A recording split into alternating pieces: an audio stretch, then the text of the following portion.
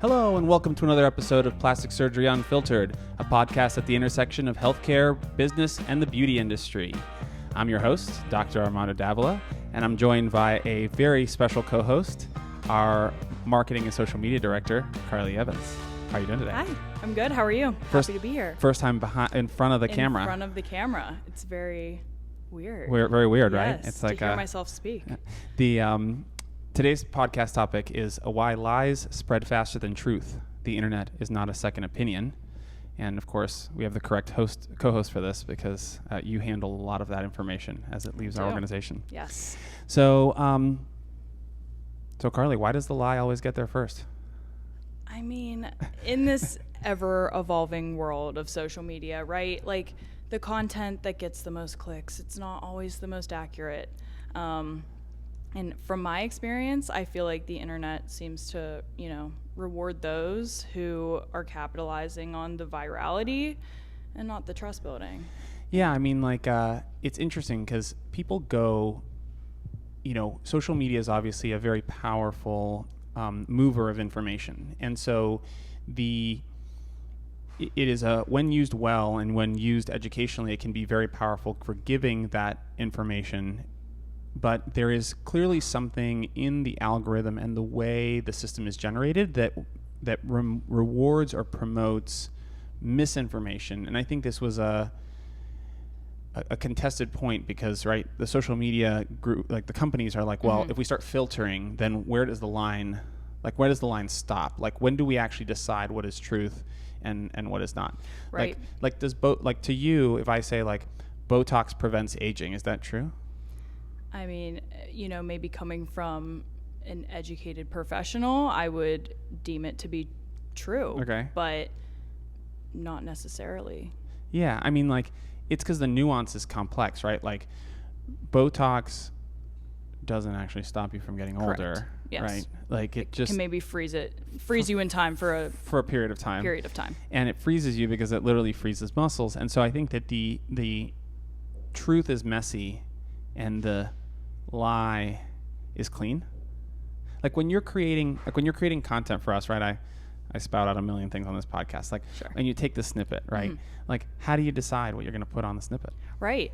Well, and the thing is, and what I struggle with is, something that I clip up might not give the full, picture of the conversation. And then it gets people angry. It pushes it out to the wrong groups of people. I mean, we've seen this with the Nova Protocol and our Geronavix conversation.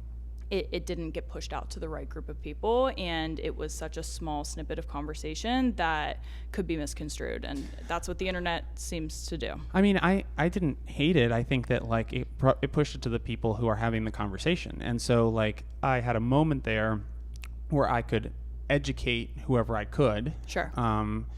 And I thought it was nice because those people were kind of in their own echo chamber, and I got to be, a counter opinion. And right. Whether they're right or I'm right is not really, I think, the point. I don't think it's the point of being right or being wrong. It's just, I think any opportunity to be able to share your perspective, that's obviously how social media came about, right? It was communities of people sharing experiences and information and moments. And okay. I think it started out as something that was very organic and truthful, and over time has become very convoluted. One of the things that one of the things that's pretty fascinating to me is teenage skincare. Okay. Yeah. So, I was a teenager once, and I think I cared about my skin maybe even more than I care about it now. And so I remember, do you know what Proactive is? Of course. Do you know what Proactive is? Yeah. Is that they still that? I haven't heard about it in a very long time. I remember Kendall Jenner was one of the spokespersons for Proactive. Okay, I didn't know way that. Back when. Well, way back before even Kendall Jenner. I remember the ads on TV for Proactive, and Proactive is targeted and marketed for teenagers with bad skin, right? And I don't think they would say that on the ad, it was adults using Proactive, but it's not that we haven't had teenager centric marketing before, and it's not that teenagers don't care about how they look. But if we started saying that we were going to push plastic surgery to teenagers, that would be like that'd be awful. Oh, it would be terrible. That'd be terrible, right? Because people, again, have a misinterpretation of what plastic surgery may mean. They think that, like, we're going to give, like, a 13-year-old a boob job. That's how I would. That's how you see it. That's how I would see it. But really, to me, it's like, what can we do to get a 14-year-old, a 15-year-old that has terrible skin, breaking out all the time, has some early ruddiness or redness or hereditary stuff. How can we get that person feeling comfortable in their own skin? Because they are not defined by their genetics or their psoriasis or whatever, or not. They deserve care that isn't going to, like, lie to them. I think there's a lot of teen skincare out there that, I know, for example, little girls who are purchasing Drunk Elephant skincare. It's skincare that's sold in Sephora. Okay. Very expensive, and a lot of the ingredients in that skincare is not formulated for young skin, but because of the pretty packaging and the marketing and it's fun colors, it's neons, they're asking their mothers to purchase it for them, and it's not necessarily the best thing for them. So I think there's just a lot out there where teens are they're very impressionable, and especially online, they're going to believe what their favorite influencer is marketing. But is that any worse than when I was a teenager and I would look on TV and I would see Proactive, and that ad campaign is being run by a marketing agency, a bunch of adults who are telling me what to buy. Isn't it better that I have other teenagers telling me what to buy if I'm a teenager? Maybe, but then it's like, okay, what are those teenagers listening to? Like, who are they listening to? Where's the root of this information coming from? Yeah. Because I don't think Proactive was necessarily doing, what it was supposed to. Sure. I think that, like, we talk a lot about how part of what is working here, part of this is that people are looking for a feeling. They're not looking for breast augmentation. They're looking to feel better in their skin, feel better in their clothes, all that sort of stuff.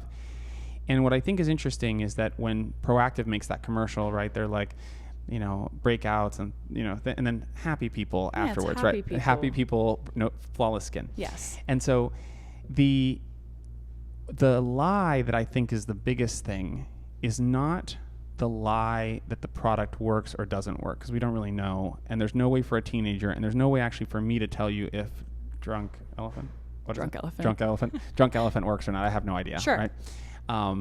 And one of our patients we just finished her operation. She goes, I actually stopped using all the SkinCeuticals products. She's using beef tallow on her skin. I've heard of it. And her skin looked great. I told her she looks great. It's like, if it works for her, it's working for her, right? Yeah. And I have no idea if beef tallow is going to be good or bad, or it's going to, like, totally make her age 10 years from now. No clue.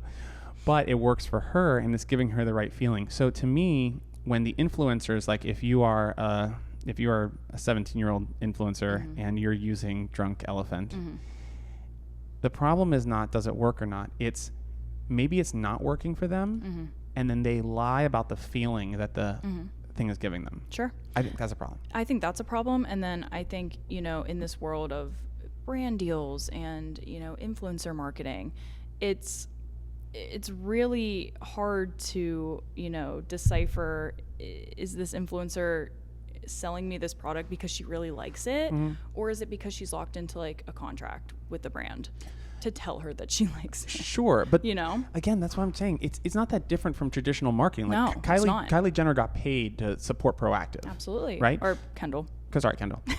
Whatever. A lot of Kardashians. A lot of Kardashians. I lose track of all of them.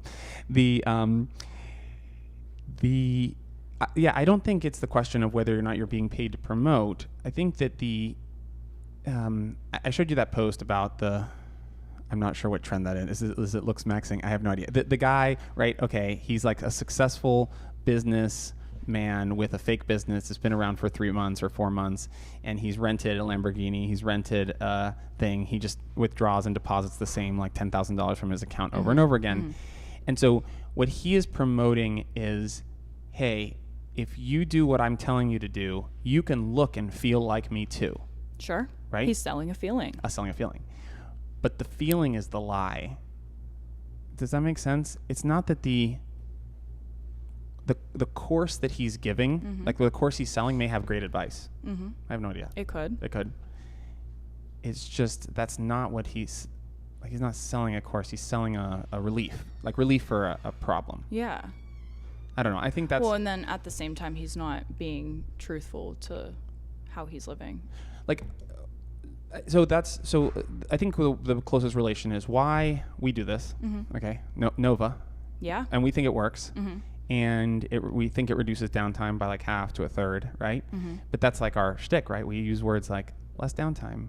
Yeah, we use all the marketing terms. But why is that? Why is that powerful? Like, why is that powerful to you as the marketer when you're creating it?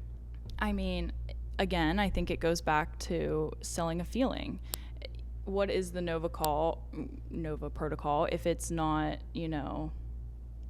talking about the less downtime? Like it's just words if it's not, actual, I guess, patient testimonials. Like we've had lots of people give us feedback about the Nova protocol and, their real life experiences with it and how, they have been able to get back to work faster, go on that vacation or et cetera, et cetera. So, but if it didn't work, right, the only thing stopping it from being promoted that way is my own integrity. Like if it didn't work, I'd get rid of it.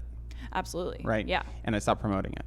But there's plenty of people on the internet who don't do that. I think that's where the challenge lies, right? Like you have PDO threads, right? PDO threads come on the market. They're a total disaster. And people have already bought into it. They've already spent the money. They've already spent the resources. It doesn't work. And then then it's like, they continue advertising. Yeah. Yeah. Exactly. And I think, we have the integrity to stand behind what we have developed and like, obviously it's working. So we're going to push it. We're going to talk about it and we're excited about it. Yeah, I mean, like, and you talk about the people who thought it didn't work or they were contesting it, right, without even trying it. I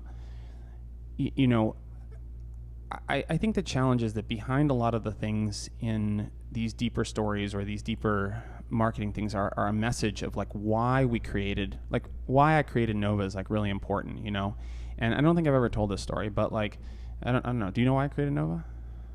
I have an idea of why you created Nova. Maybe. Yeah. For what do you think it is? I mean, you were seeing people being prescribed lots of opioid medications, and they obviously, we know that opioids can lead to further addiction problems on down the road, but you saw an opportunity to cut down on that amount of medication and in return like get people back to their daily lives quicker. Yeah, so the truth is actually much more personal. So when I was in high school, I had a good friend. He was in our friend group, and he had to undergo a surgery. And I can't really remember what the surgery was now, but I think it was like an accident or he injured himself, and he had to have this surgery. And it was at the Boone. It was like right when Purdue Pharma started pushing marketing for OxyContin. And he was prescribed extended relief OxyContin for something that probably could have just had ibuprofen and maybe just regular painkillers. And he became addicted, and he died.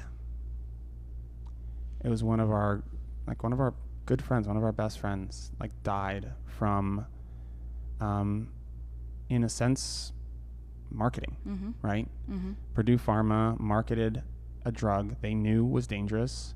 They knew it was addictive. They made it more addictive and then pushed it via resources and their own form of influencers, which is, their drug reps, and killed people. And it wasn't until decades later did I know it was even an epidemic. But like I had someone who was affected by that. And so when I came here and I saw people being prescribed, 90, 100 pills, And even in residency, I saw that happen, and I said, this can't happen. Like, this is elective surgery. There's no one forcing anybody to have any of this. No one needs it. Right. And so the idea that even one person could die from this, or they have died from this in elective surgery, was one too many. It's a huge burden to carry. And so like, I was like, there has to be a better way. And that's what led me down this whole path of like trying to figure out what cocktail of medications, what things we put together to like avoid it. And yeah, it's complicated. It's like 6 pills and 7 steps. And that's why we use the marketing words. Marketing words, exactly. And so the marketing is cleaner than the truth. But that is what is the real story behind it. And I think that when you have this marketing that attaches itself to insecurity, it can become much more powerful than like truth or evidence. I think so too.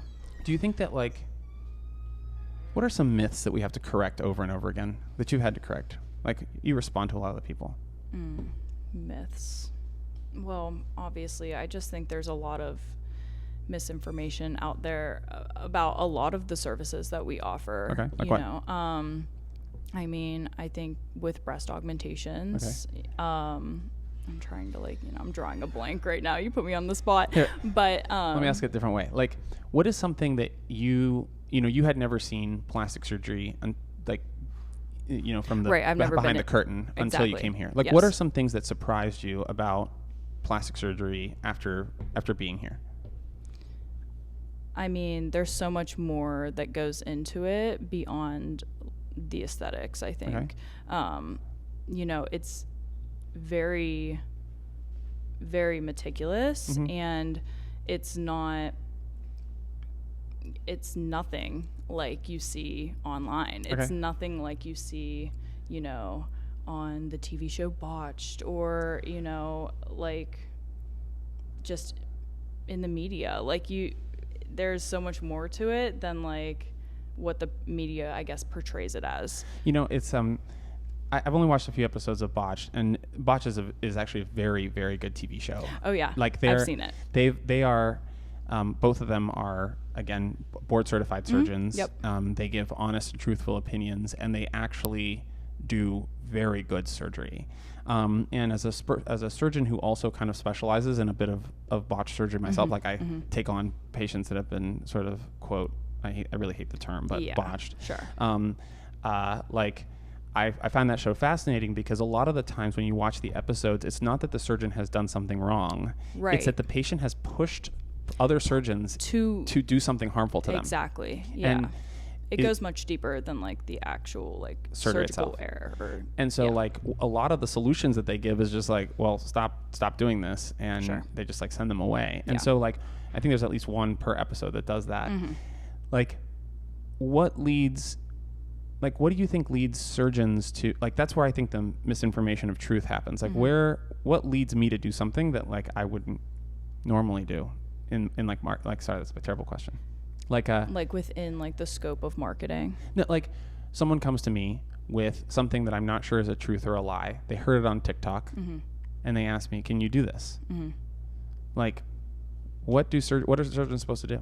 I mean, you naturally want to say yes. Like, we can, help you in some way. It feels like that, right? It feels that way. You kind of like get pushed into a corner there. Yeah, I often will go, "Can you show me the TikTok?" Right. Because like, oftentimes it's like something that's been rebranded. Like, someone will be like, I saw my friend got the Insta Quick 360. Yeah, I mean, they'll spit out, like some marketing jargon that they heard online, and it probably came from, another person who heard it from another person, and that's where the lies get, funded. Yeah. So when you one thing that I've never encouraged you is I've never rated you or metriced you on the amount of engagement a post gets. Sure. Do you think that like if a post goes viral and gets 1 million views, is that successful? No, I don't think so. I mean, I think it goes back to like the why of the post, right? Okay. Like when I am like, obviously my job isn't to make you look like the best surgeon on the internet. It's to like communicate who you really are. So I think, the story itself doesn't change. It's just like marketing's about the way you package that story up and sell it to the world. So Okay.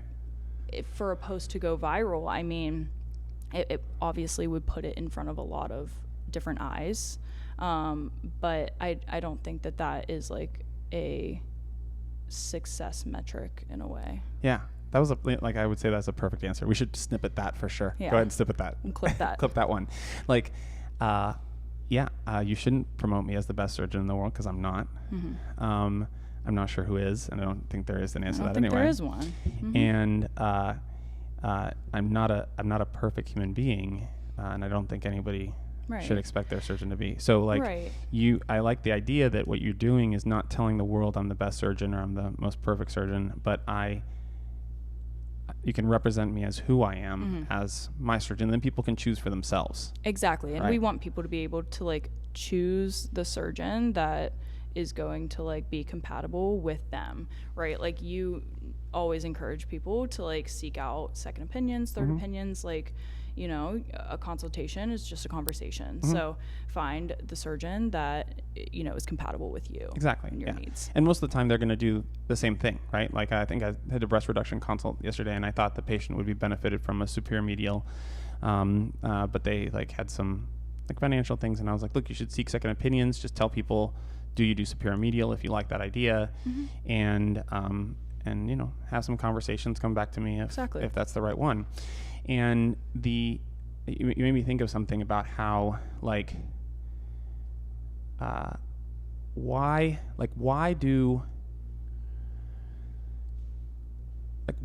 does the physician, why do physicians have such trouble communicating the information? Like, are we just too cautious, I don't think it's that. I think it's, social media rewards entertainment, right? Okay. And I think a lot of surgeons have found themselves doing, more TikTok dances online than, maybe communicating like actual information. Like you get caught up in the trends, you get caught up in like, what is everybody else doing in the space? Like, and social media does reward entertainment, but, I think we've started to confuse attention with like expertise. You know, someone who has a lot of followers and has some viral videos on their page, might not be the best fit for them. Right. But there can be surgeons that are both entertaining and good surgeons. Absolutely. That can be both. It can be both. Right? Now, the best surgeon for you may not be the entertaining one. It might be, but it might not be. It might be. And maybe like, he or she really jives with your personality and you guys connect on a personal level. And obviously what you see on social media isn't going to be a realistic snapshot of how they are in real life. It may or may not be, so. Yeah, but that's what I was getting to, the point of the Lamborghini thing, right? Is like, if the doctor is actually a dancer, yes, and they dance on TikTok, yes, that's great. Sure. That's a representation of who they are. That is who they are, right? And that is amazing. It is the surgeon who like reluctantly goes, well, my social media person is telling me to dance on TikTok. Well, yes, and then you can see right through that. You can see right through that. Now it's weird because sometimes it's entertaining because of the sarcasm. Because they're not a dancer. Because they're not a dancer. Exactly. But like, it isn't, I don't think it's conveying that truth of who that surgeon is or who that person is or who that injector is. And I think that's what bothers me at its core more than like, threads are the best. Oh yeah. It's the authenticity of the person behind in front of the camera.